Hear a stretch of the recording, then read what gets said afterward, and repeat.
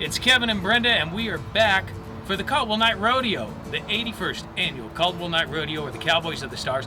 And Tuesday night is 107.9 LITE-FM Family Night. Yeah, make sure you stop by the booth because we want you to find out what it's like to be a cowboy.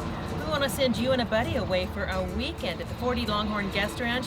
The way to win is to stop by and say hi and put your name in the box at the Caldwell Night Rodeo. We'll be there Tuesday and Thursday night.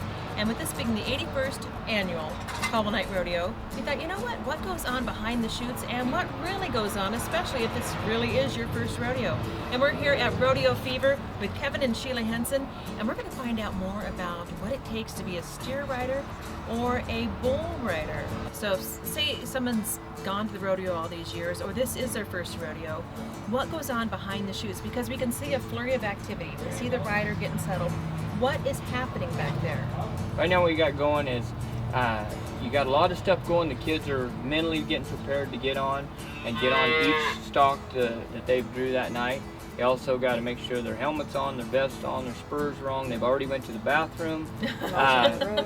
When we get there going, it goes a lot. Stuff goes quick. Some of the livestock is good in the chute, some isn't. At most of those rodeos we don't have a lot of time, so when a kid gets ready and we get to him, he's got to be ready to go. All right, well, let's talk about what happens in those 8 seconds. How come, one rider can be disqualified or what have you, or then you've got another rider that gets like an 82 and they both stayed on for the 8 seconds? What can dock someone's ride? You can take and have like a bull buck a little bit higher, a little bit better, a little bit more action with one rider. Then you can have another one just kind of jump kick across the pin and look real easy, and that guy isn't going to get as good a score as somebody else that has something that's got a lot more action to it. He's got to have his hand in the handhold.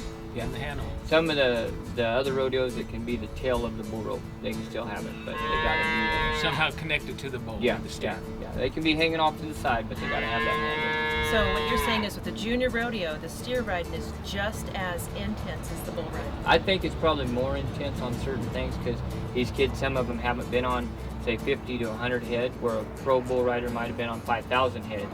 So it's really important to these kids to have that shot. And Caldwell Night Rodeo is one of the best, biggest arenas that they can ride in.